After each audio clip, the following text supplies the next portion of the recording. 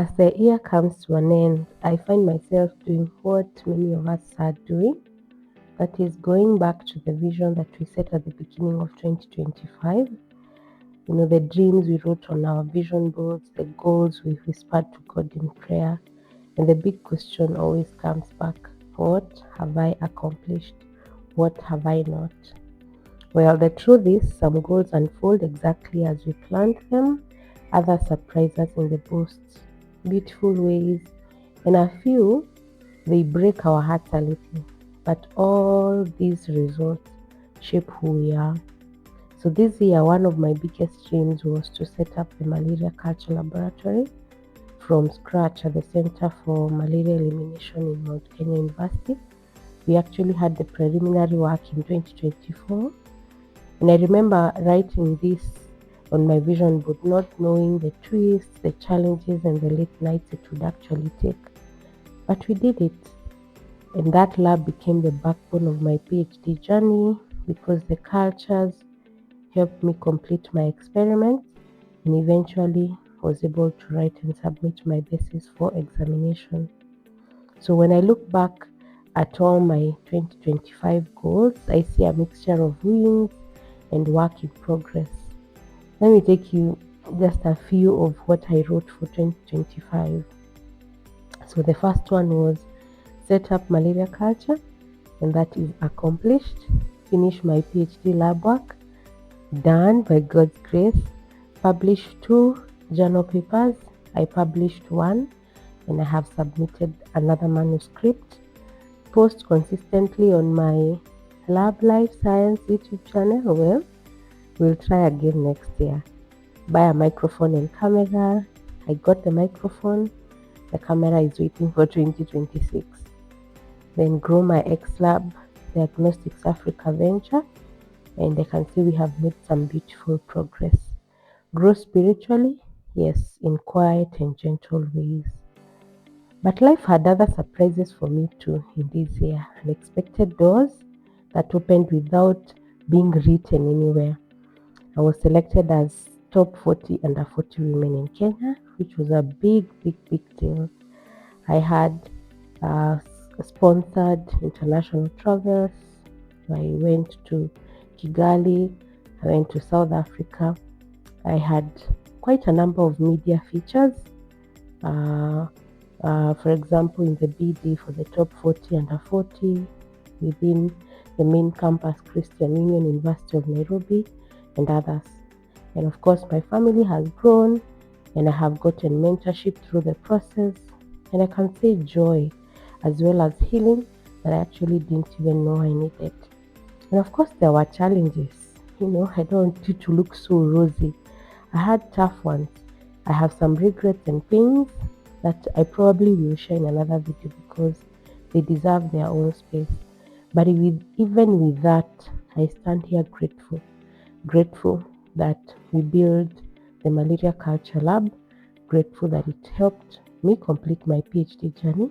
Grateful for the people who stood with me. Grateful for the growth I feel and not just see.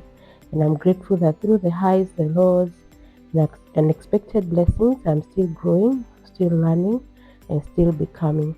And as we close this year, may we carry gratitude for what worked, grace for what did not, and courage for the dreams that we are still waiting for.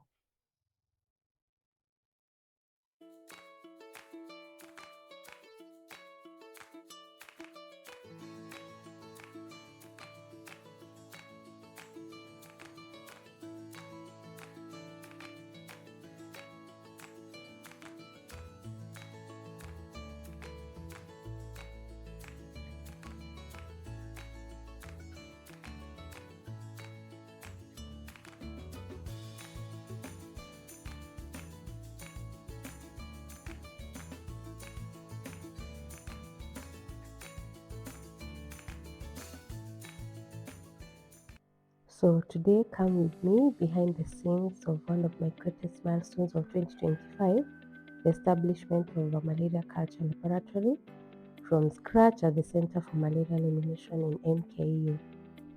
Now, in Kenya, Laboratories handling hazardous materials must be authorized by the National Biosafety Authority.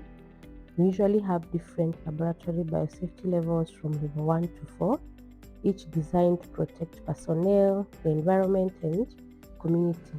For malaria culture work, a biosafety level 2 facility and above is required. Now, before we could even begin setting up, our lab underwent inspection by the NBA while it was still empty, reminding us that strong science like life starts with strong foundations. I'll probably delve deeper into biosafety levels in another future video. I hope you watched till the end. Let's get to work. So hi everyone, welcome to my lab with Lucy. Today I'm taking you through malaria laboratory setup here at Mount Kenya University Center for Malaria Elimination. So we are beginning our setup because we haven't been doing culture yet, and now we are beginning. So I just want to show you around before, and maybe after we have started, I'll also show you how our lab looks like and the kinds of experiments that will be going on. It's not very large, but we have some center bench, and then we have some cabinets, storage cabinets, and then past here is the freezer room, and then on this other side we have a biosafety cabinet. So maybe I can just show you some of the equipment that we need within this laboratory. We have a centrifuge, we have a 37 degrees incubator, we have a microcentrifuge, we have an ELISA reader, then we have a Lonza machine for transfection, and then we have some various supplies from malaria diagnostics. We have blood collection. In blood collection, we have others in these cabinets, needles, syringes. We have some gloves. We have also culture plates and flasks. Then we have some chemicals to make media, also for DNA extraction. And then we also have some other consumables like Falcon tubes, waste containers. And then on this other side, majorly this is going to be a working bench. We just have our pipettes, we have our tips, we have our aluminium foil, we have gauze, we have other Falcon tubes easier to reach over here, some plates, and very important, we have our microscope because we need to be calculating parasitemia. This is a dryer for slides, and we will have our slide preparation in this area. And then we have this biosafety cabinet. When you're doing culture, you must work in sterile conditions to avoid contamination and to also make sure that your parasites grow. So we have this biosafety cabinet. So inside we have also set up a few things like the pipette. We also have the racks, we have pipette tips, we have a burner to sterilize our work and also environment, and we also have a waste bin. Then we also have the gas that we'll be using because the parasites need some nutrients, also conditions provided by gas. Then we have our staining region over here. We are still setting up. We will be using GEMSA staining. So we will be using this. It's a slide holder so that we do the staining, of course our sink and all that. So essentially that's the lab. We are setting up a lot of things today and the rest of the week, also preparing some few reagents that we need, and I'll catch you up later. Here I am now setting up the malaria culture lab. Yeah, and this setup actually was conceived quite early, that is in 2023, when I started my PhD studies.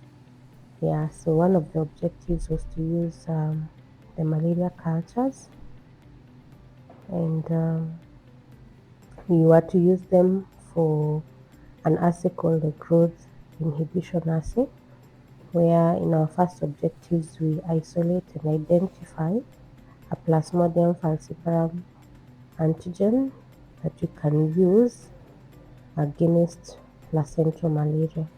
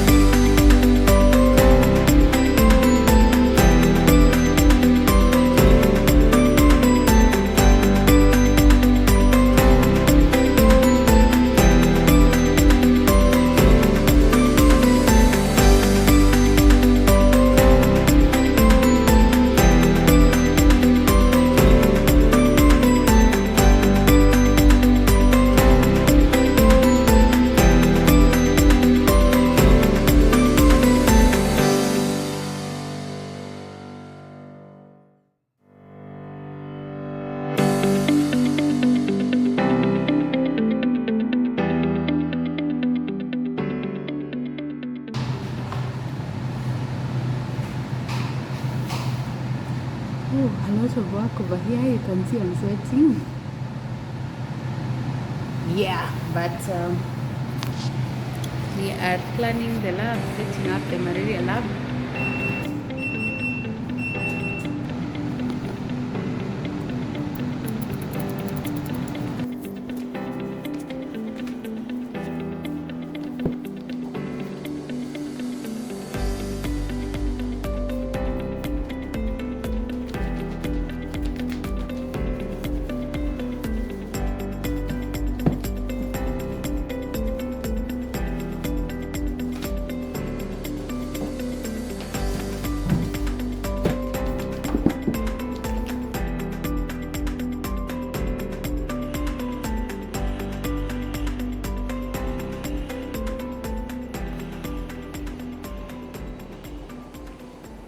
The lab is now clean and well set up, fully arranged. Now we go on to media preparation.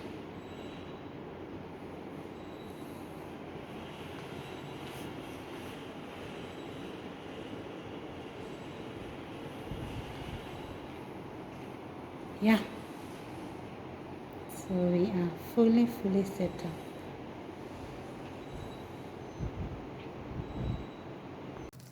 So this moment didn't seem like it would ever arrive, but it came when everything became real Teachers, and we had to do our very first experiments, the three, the very first culture flask. Yeah, and here we are filters are here. setting up, trying to put all that is required for the first process of culture, which is thawing the parasites that have been frozen at minus 80 degrees. So here we are removing Teachers, some of the consumables that we need, we need 225. including filters, syringes, The blue. falcon tubes, the parasite itself. Yeah, and it was quite something exciting. Check option. At the same time, there was a lot to learn as we began. Yeah, this is my friend Melvin, and I'm grateful that she also joined the team at some point.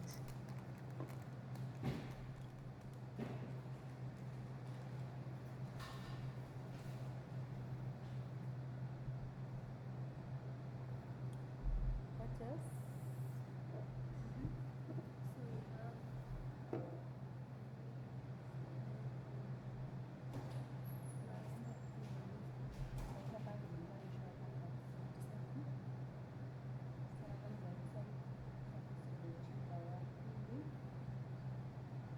So what Mark is holding here is a parasite. We normally can do Oh, it ni to 37 degrees through itado hivyo. holding it in our hand or Nilikuwa nimeweka pia hii putting pande. it at the water bath at 37 Hapa degrees. bado. So this, let me get it straight. This specimen has just Behind this moment, we had a lot of, hey, how do we go about this? Is it all? Is this all that we need? Um, how do we proceed? yeah. There was a lot We of can just use the article consultation, without washing.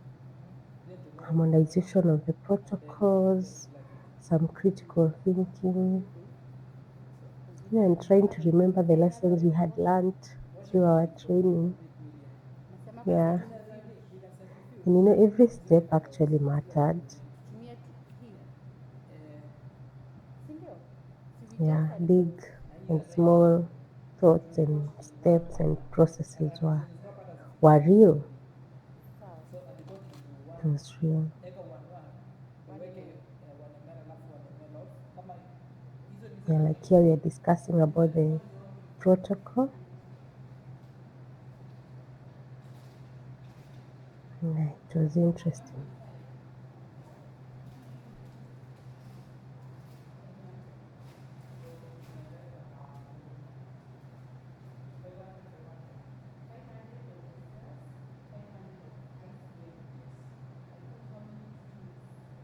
We needed how many RTCs? 0.2. No. We need 0.2. That's 200 people. So actually, if I do two tubes, right now, just use 200 and 40. And that is for the 5 ml cup. Oh, 10. So is it 8?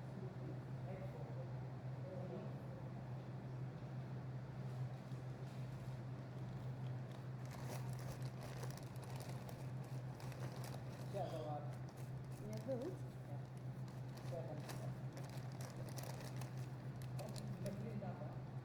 Clean So kitambo. most of our work actually happens But around, you also clean the top of that. or I mean Properly. inside the biosafety Clean the top of cabinet that tube and una to avoid any form of clean it with alcohol. contamination to the cultures, because Umesikia venye that means they tumesema? would die, Tuweke as well as not exposing ourselves to washing of pathogens red blood and cells also allowing us not to release any pathogens tuhitaji into the environment.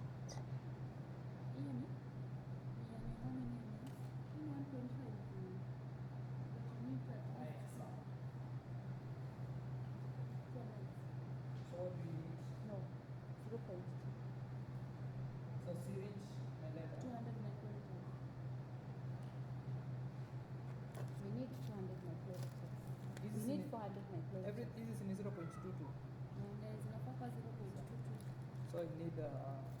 I know you don't understand the Greek, the Kiswahili, we are not Kenyan.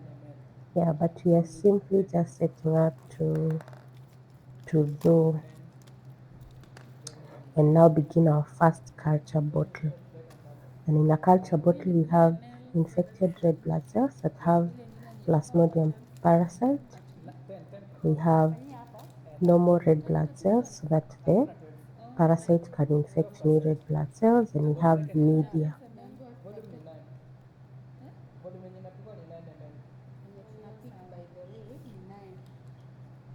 No, but you see, we've not even known what's the volume of this. You said you will multiply it.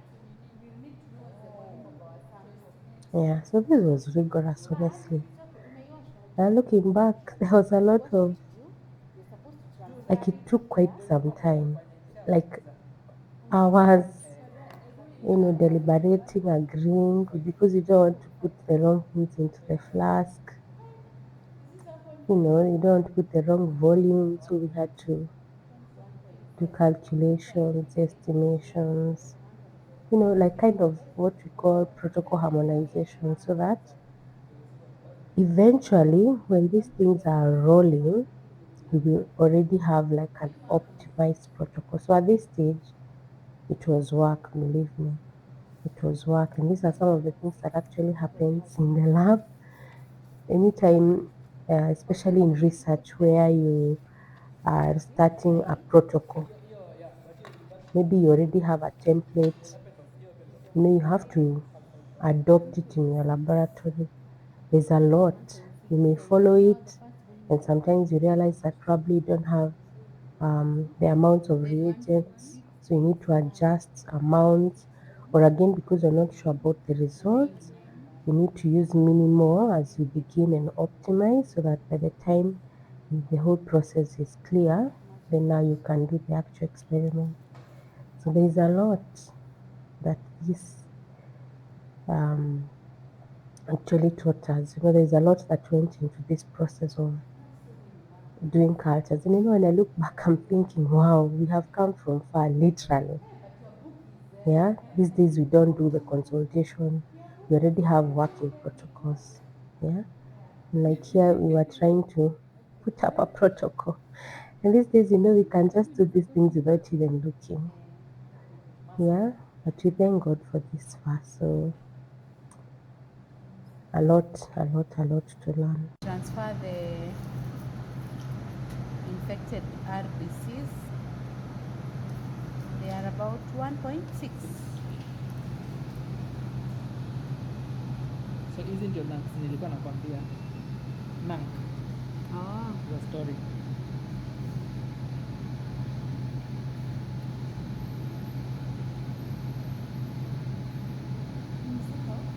Eh,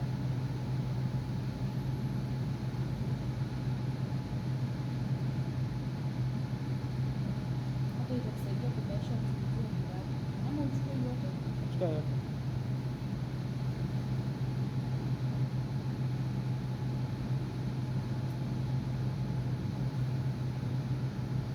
One point six. I was right.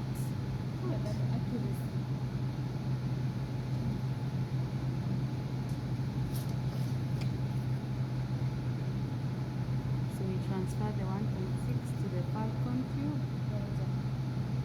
Then we add. Your book is here.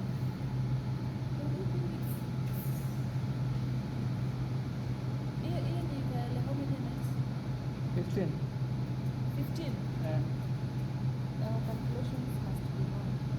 why? Tunataka kuongeza hizi.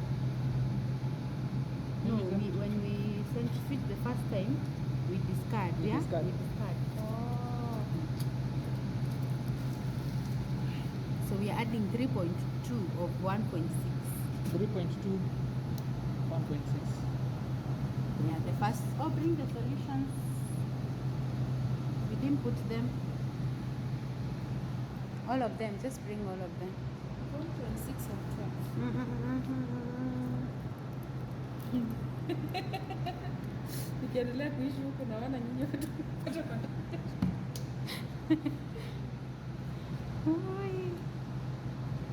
We had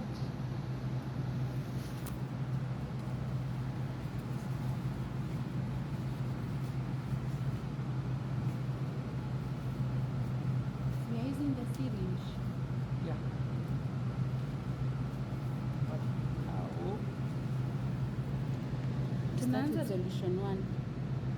solution 1 ya 12%, sivyo? Mm. Which one is 1? This one. Put it just next to them, next to it, next to the others there. Yeah, like that. So we start with solution 1. 3.2. Our syringe is 3. 3.2. We need 1 ml so we're adding 0.2 volume of of the volume that you have estimated. one. Which is 1.6. Oh, yeah. How much? You see, our volume is 1.6 there. So we are adding 0.2, it gives us 3.2. 3.2. Yeah, I think our volume there is high. Because like the one you are using was less than 1. It was 1. So 1 is to 1. No, yes, you got 3.2. So we continue to deliberate, to do calculations and all that, and I realized that beyond this lab work, this gave us a good reflection of what life is, because our careers, our dreams, and our everyday choices demand the same patience, preparation, courage, and restructure as we go on. Now, we have grown. We are no longer there trying to deliberate. Now we can do the culture processes smoothly from beginning to end, and I have done several videos on the same. And we've also been able to do demonstrations during visitor lab visits or when we have workshops and we are training other students. I am very grateful for having this opportunity because it has also helped us to mentor younger scientists like Rooney, Leah, Kimemia. We've also been able to mentor interns like Habimana, Tabitha, and honestly, looking at them, how they are doing their pipetting, how they are maintaining the cultures, reminds me of how it all began in March of 2024. Like not knowing how to proceed, but just going because we are confident. So I'm very grateful for that, and that team spirit has really been instrumental. Now, I need to end it here, but I need to thank the director of Center for Malaria Elimination, that is Professor Jessica Taka, for believing in me and believing in my colleague, believing in us, literally, to be able to push through malaria cultures at the CME. And I want to thank my direct mentor and supervisor, Dr. Bernard Kanoi, for guiding me, correcting me, pushing me, being patient with me. I really am grateful. Thank you so much to my other team members within the CME laboratory, and I know that this has become part of one of the greatest things that has happened in my life, having a new skill and having it, the hardest way, because now, like I now can say I have competency and I can do this even anywhere else. So thank you so much also for watching this video, and I hope that it inspires you as a scientist, as a woman in STEM. I mean, we can start this from scratch and make them happen. Even when you really don't have so much knowledge, it just requires you to be determined, to have hope, and to have that vision. So thank you so much.